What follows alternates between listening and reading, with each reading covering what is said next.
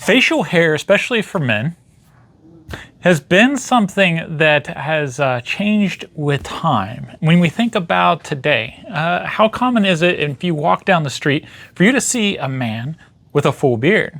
Honestly, it's pretty common anymore.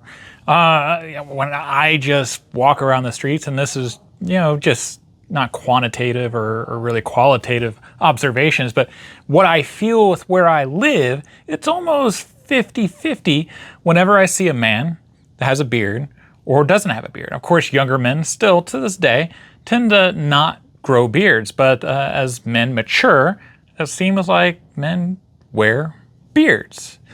Now, in the case of the 1920s, 1930s, 1910s, 1940s, facial hair really wasn't a thing. Now, I shaved my beard because of my 18th century impression that I'm building, especially for the 250th anniversary. But if I had a choice, I'd have my beard. I think I look better, I'm just more comfortable with it, I'm more confident about it, and it's also just less work, okay, in general, it's just less. Now, in the 1900s, the early 1900s, it was considered to be unkempt. You were either part of the older generation from the 1800s, or you were like on the outskirts of society. Kind of like how it was in the 18th century, the 1700s, if you will.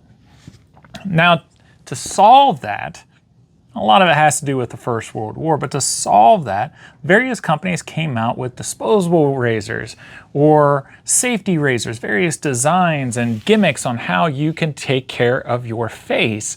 And this is a milestone jump from straight razors. Men still use straight razors even in the 1900s. My grandfather, who grew up in the 1940s and 50s, he preferred using a straight razor. In fact, the one that he had was a German straight razor. And I collect straight razors, and you can see the collections from barbers from the 1970s and before that still had straight razors, okay? So there's just something saying about that feel of a straight razor. Now, the Rolls razor is one of those companies that tried to, I guess, piggyback off the idea of a safety razor and how you hold it, but with the maintenance and the ease of a straight razor. So you don't have to go out and you constantly buy blades. Now, that's to convenience to some people, but to others, it's just kind of a nuisance. Like, why do I have to keep buying blades when I got this one here? Can't I just maintain it? So the Rolls safety razor started up in the 1920s over in England, and it was a pretty ingenious design, especially if you're in the military, you're a soldier, you're a traveler, or possibly even a camper if you like to go camping.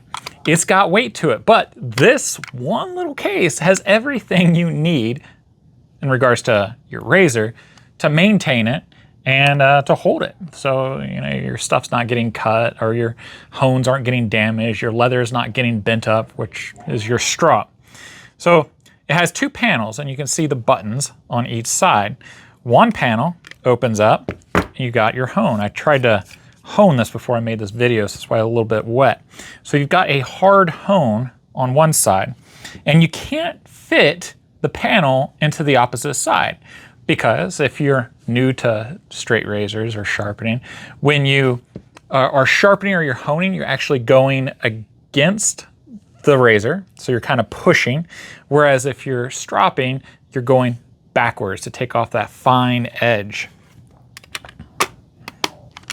So on the other side, you've got the leather pad, which again has a little bit of moisture for me honing and stropping my razor.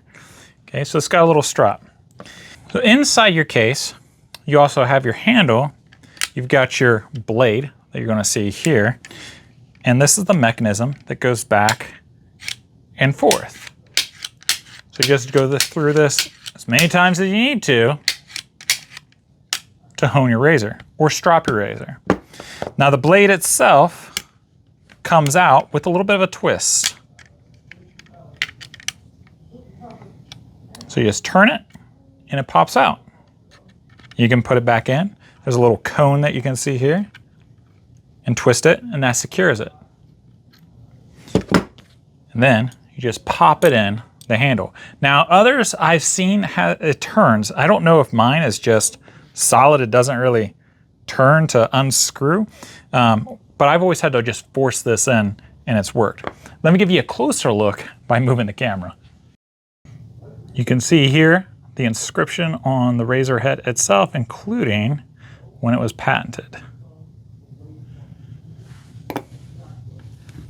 And you can also see the cone right here that it goes into place.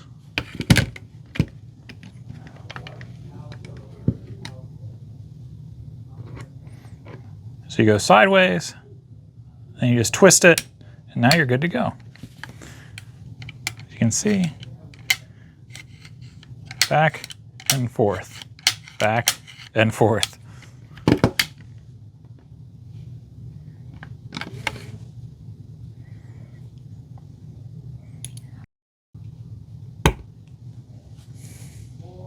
Now force it in like so. And you got your little safety bar. You can kind of possibly see the edge of the blade there. Okay. Now, hopefully I don't cut myself in front of y'all. This is a dry shave.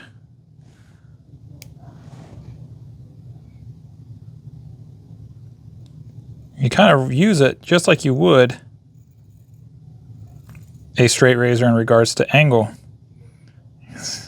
So this thing's sharp. I will tell you though, from my personal experience, shaving this thing is not all that comfortable. Now to store it, you just put the handle underneath the other handle and it just rests in like so.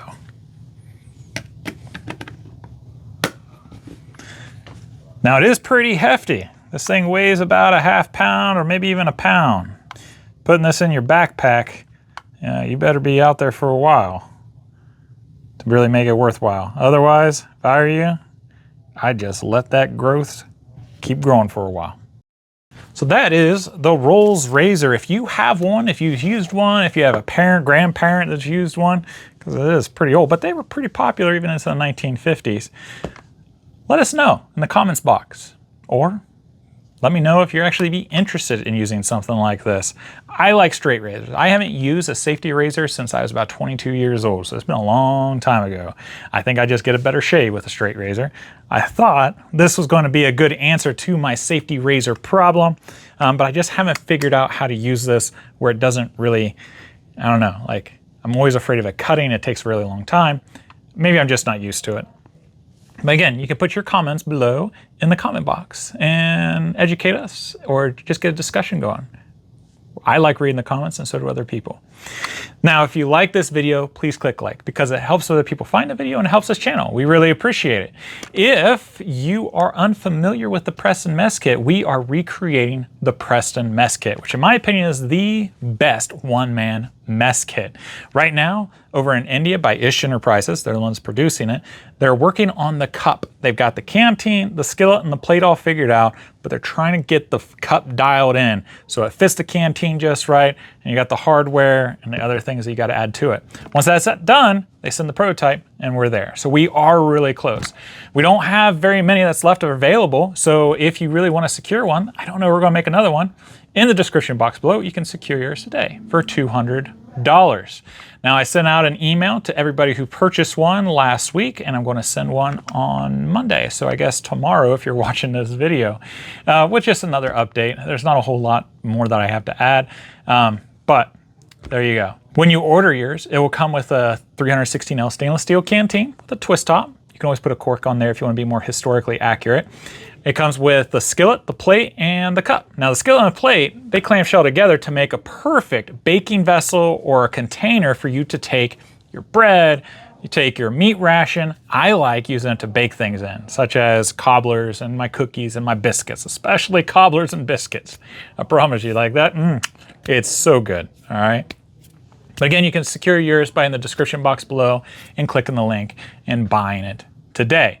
Now we're also starting a museum. It's called the National Center of Outdoor Heritage. This thing's going to be the Smithsonian of outdoor recreation.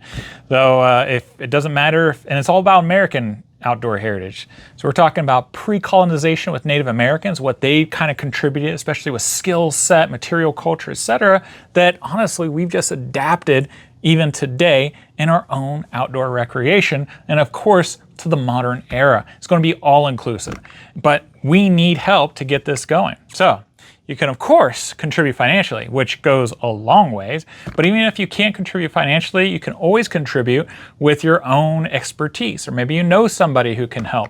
Maybe you know somebody who's in the outdoor industry who'd be interested in getting involved one way or the other. But you can also go to www.honorableoutfitters.com, and you can see on there all the different tiers of joining the Camp Crafters Guild and of course the rewards that goes with it.